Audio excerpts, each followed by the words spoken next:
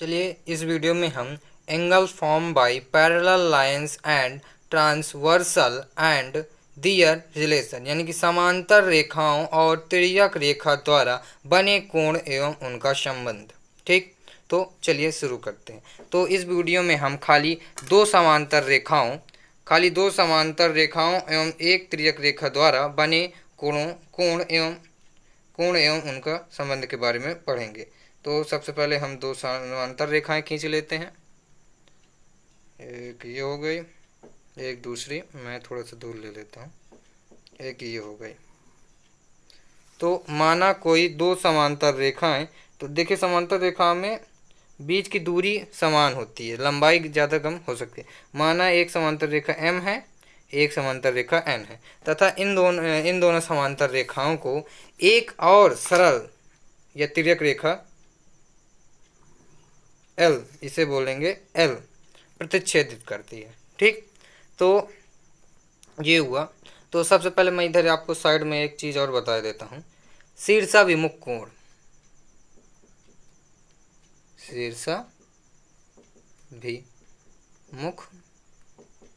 शीर्षाभिमुख कोण किसे कहते हैं?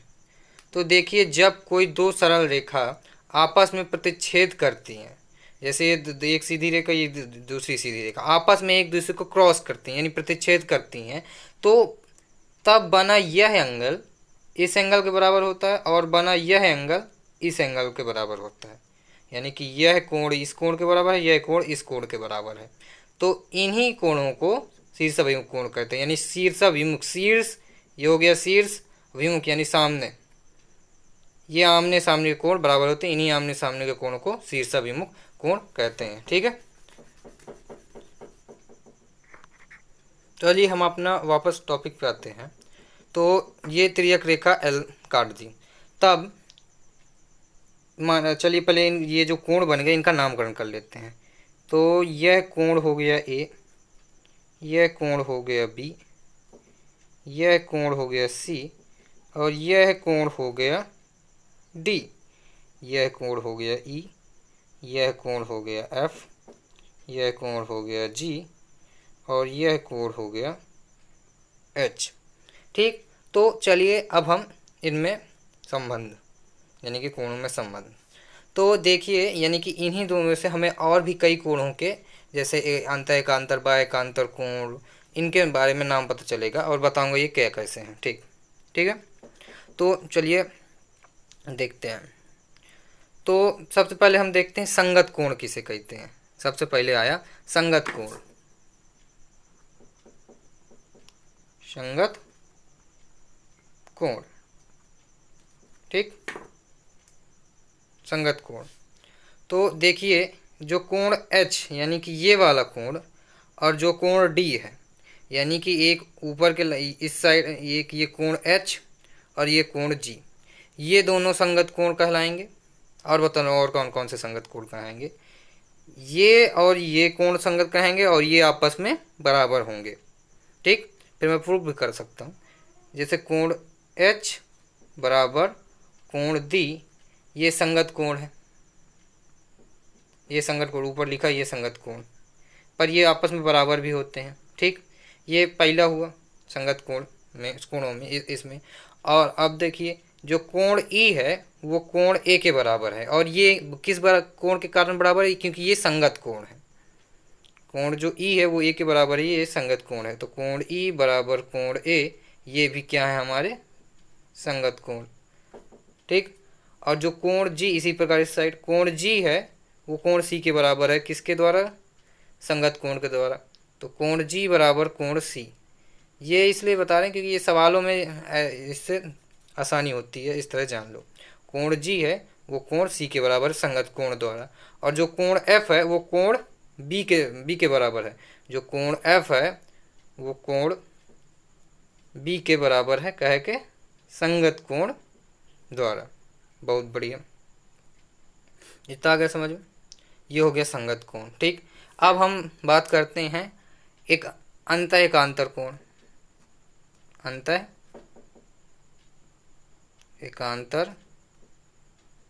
अंतःएकांतर कोण। ठीक, इसके हम सवाल भी करेंगे नेक्स्ट वीडियो में, नेक्स्ट पार्ट 2 में। तो देखिए अंतः एकांतर कोण क्या है। अंतः और एकांतर यानी कि समझ लीजिए तिर्यक, तिर्यक एकांतर, एक अंतर यानी कि एकांतर कोणों का अंतर। देखिए अंतः यानी कि, अंतः यानी कि, ये माफ़ करिएगा, अंतः यानी कि इन दोनों के अंदर के। तो जो कोण F है वो ठीक इस लाइन के विपरीत वाले कोण D के बराबर है। जो कोण F है वो कोण D के बराबर होगा, कहे के द्वारा, अंतः एकांतर कोण के द्वारा। तो हम कह सकते हैं कोण F बराबर कोण D कहे के द्वारा, अंतः एकांतर कोण के द्वारा, ठीक। और जो कोण E है वो कोण C के बराबर है। कोण E कोण C के बराबर होगा, कहे से अंतः एकांतर कोण के द्वारा कोण E बराबर कोण C, ये हुआ, ठीक। अब बात करते हैं बाह्य एकांतर कोण। बाह्य एकांतर कोण, तो देखिए बाह्य एकांतर कोण क्या होंगे। तो जो यही है, एक तिर्यक रेखा के इस साइड, यानी कि थोड़ा अंतर कोणों का, आप थोड़ा बात को समझेंगे तो आ जाएगा, ठीक। तो जो कोण G है वो कोण A के बराबर, ये सीधे यहाँ पे ये ऐसे आ रहा था, अब ये ऐसे आ रहा है, ठीक। तो कोण जो G है वो कोण A के बराबर होगा। कोण G बराबर कोण A काय के द्वारा, बाह्य एकांतर कोण के द्वारा, ठीक। और जो कोण H होगा वो कोण B के बराबर होगा, काहे के द्वारा, बाह्य एकांतर कोण के द्वारा, बराबर कोण B। कोण H बराबर कोण B, ठीक। अब देखिए जैसे प्रूव करने की बात है, ये हो गया समीकरण 1, ये समझ लीजिए 2, ये हो गया 3, ये हो गया 4, ये हो गया 5, ये हो गया 6, ये हो गया 7, ये हो गया 8। अब देखिए जैसे समझ लीजिए इस वाले को प्रूव करना है। प्रूफ क्या करना है, ये प्रूफ ही है, सवाल है। जैसे अगर बात करें कि कोण जैसे बाह्य एकांतर कोण से कैसे बराबर है, तो मैंने अभी शुरुआत में आपको बताया था शीर्ष अभिमुख कोण, कोण भी ये बी है, कोण बी का शीर्ष अभिमुख कोण क्या है, कोण डी। और समीकरण में देखिए जो कोण डी है वो कोण एच के बराबर है, कहे के संगत कोण द्वारा। यानी कि जब हम सवाल हल करेंगे इससे, यानी कि त्रिभुजों में, तब हम इन्हीं की सहायता से उसके एंगलों का, सवाल के एंगलों को फाइंड करेंगे, संगत कोण, अंतः एकांतर कोण, बाह्य एकांतर कोणों के द्वारा, ठीक। इन्हीं कोणों के द्वारा वो करेंगे। इसमें चलिए एक बात और समझ लेते हैं कि देखिए जो एक सरल रेखा होती है उस पर बना हुआ कोण 180 अंश का कोण होता है, 180 अंश डिग्री का होता है, ठीक। तो अगर हम कोण C प्लस कोण D करें तो आएगा 180 अंश, ठीक। इसी प्रकार अगर हम कोण D प्लस कोण E करें तो भी आएगा 180 अंश, क्योंकि देखिए ये कोण C है वो कोण E के बराबर है। कोण C कहाँ गया, कोण C जो कोण E के बराबर है, कहे के द्वारा, अंतः एकांतर कोण के द्वारा। तो यहाँ पे हम कोण D के जगह, कोण E के जैसे हम लिखे कोण D प्लस कोण E बराबर 180 अंश। हम कोण D के बराबर कोण D प्लस कोण E के जगह हम क्या लिख सकते हैं, कोण C बराबर 180 अंश। यानी कि कहने का अर्थ ये है कि इन दोनों का योग 180 अंश होगा और इन दोनों का योग 180 अंश होगा और इन दोनों का योग 180 अंश होगा, ठीक। देखिए किनका योग एक बार फिर से समझाता हूँ। इसका और इसका योग 180 अंश होगा, इसका और इसका योग 180 अंश होगा, ठीक।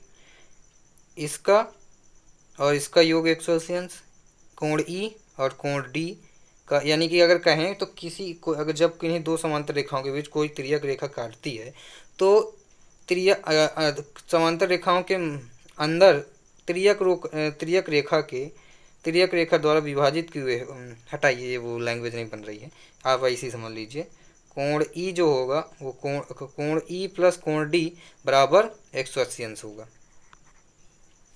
और कोण जो G होगा, यहाँ पे समझ लें, यहाँ पे बता देता हूँ, यहाँ पे या आप नोट करना हो तो नोट कर लीजिए, नहीं रहने दीजिए, हटाइए। जो कोण समझ बस लीजिए, जो कोण G है, कोण G और कोण B ये भी 180 अंश के बराबर होगा। कोण G प्लस कोण बी बराबर 180 अंश। कैसे? देखिए मैंने कहा कि जो कोई सरल रेखा होती है उसमें 180 अंश का कोण बनता है। ठीक, 180 अंश का कोण बनता है। मान लीजिए ये हो गया 60 अंश। ठीक, 60 अंश है, ये हो जाएगा 120 अंश हो जाएगा। 120 प्लस 60 यानी कि 180 अंश। तो देखिए जो कोण एफ है वो पहले अंत एकांतर कोण के द्वारा कोण डी के बराबर है, तो कोण डी का मान भी 120 अंश हो जाएगा। ठीक, और जो कोण डी है वो कोण बी के बराबर है, वो भी शीर्षाभिमुख कोण के द्वारा, तो इसका मान भी 120 अंश हो जाएगा। अगर हम कोण जी का मान 60 है, हम मान लिए हैं, तो जब हम 60 में 120 अंश जोड़ेंगे तो 180 अंश ही आएगा ना। तो ये भी 180 अंश इन कोण इस कोण को और इस कोण को जब हम जोड़ेंगे तो 180 अंश आएगा, और हम जब इस कोण को और इस कोण को जोड़ेंगे तब भी 180 अंश आएगा, यानी कोण एच प्लस कोण ए बराबर 180 अंश। ठीक, ये समझ लीजिए। चलिए इससे इसका एक सवाल भी करते हैं, तब आपको शायद कुछ समझ में आ जाए, बाकी फिर नहीं समझ में आता तो एक बार और देखिएगा, फिर नहीं।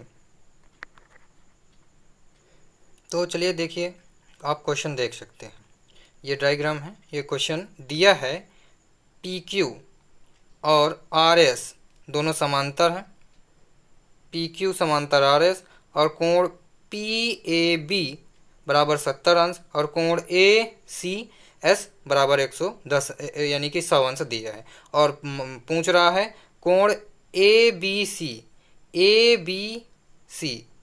इस कोण को पूछ रहा है, और पूछ रहा है कोण बी ए सी यानी कि इस कोण को पूछ रहा है। और किस कोण को पूछ रहा है? कोण सी ए क्यू यानी कि इस कोण को पूछ रहा है। ठीक, तो चलिए इसको हम ज्ञात करते हैं। तो देखिए सबसे पहले हम डालते हैं उपपत्ति। इसमें हम हल करने के लिए उपपत्ति डालते हैं। ठीक, तो हम पहले हम इस वाले कोण को ज्ञात कर लेते हैं। नहीं, चलिए हटाइए, पहले इसको देख लेते हैं। जो कोण पी ए बी है, कोण पी, ये देखिए समांतर रेखाएं हैं, ये एक तिर्यक रेखा है, तो ये वाला कोण इस कोण के बराबर होगा एकांतर कोण द्वारा। तो अतः हम कह सकते हैं कोण पी ए बी बराबर कोण ए बी एस, कोण ए बी एस। ठीक, तो किसके द्वारा? एकांतर, अंत एकांतर के कोण के, किसके द्वारा? अंत एकांतर कोण। ठीक, तो कोण ए बी एस का कोण ए बी एस या कोण ए बी सी का दोनों कह सकते हैं। तो क्या आ जाएगा? कोण ए बी सी का मान क्या आ जाएगा? 70 अंश। ये हो गया यानी कि इस कोण एंगल का मान आ गया 70 अंश। ठीक, अब चूंकि आर एस एक सीधी रेखा है, आर एस एक सरल रेखा है, आर एस एक सरल रेखा है, तब इसलिए तो कोण ए सी बी, कोण ए सी बी प्लस कोण ए सी एस बराबर 180 अंश।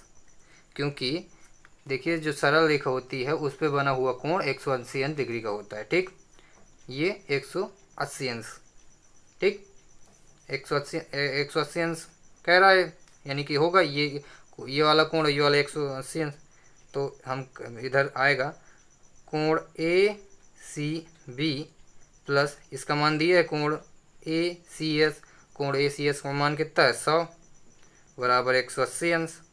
तो कोण ए सी बी बराबर 180 माइनस 100, कोण ए सी बी बराबर 180 माइनस 100, तो कोण ए सी बी बराबर कितना आ जाएगा? 80 अंश।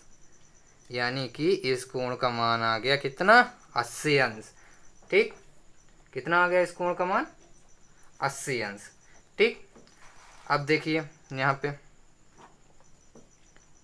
अब देखिए जो कोण ए सी बी है, जो कोण ये वाला कोण है, कोण ए सी बी, वो कोण सी ए क्यू के बराबर है। क्योंकि देखिए ये जो ए सी ये एक तिर्यक रेखा है, तिर्यक रेखा है। अगर इनको डॉट डॉट करके जैसे आगे बढ़ाएं तो एक तिर्यक रेखा होगी, और जो दो ये दोनों समांतर, तो इस तिर्यक रेखा इनको काट रही है, काट रही कि नहीं काट रही, ठीक। तो जो कोण ए सी बी होगा वो कोण सी ए क्यू के बराबर होगा, कहे के द्वारा, अंतःएकांतर कोण के द्वारा। तो हम लिख सकते हैं कोण क्यू ए सी बराबर कोण ए सी बी अंतःएकांतर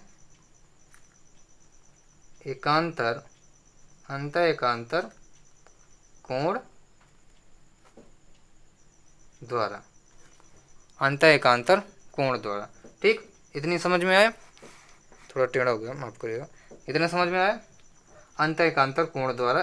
तो हो जाएगा कोण क्यू ए सी बराबर कितना आ जाएगा, 80 अंश, यानी कि इस कोण का मान आ गया 80 अंश। देखिए हमको 3 कोण कहा था, ये वाला कोण, ये वाला कोण और ये वाला कोण ज्ञात करने के लिए हम 2 कोण ज्ञात कर लिए। अब देखिए तीसरे वाले की बारी है।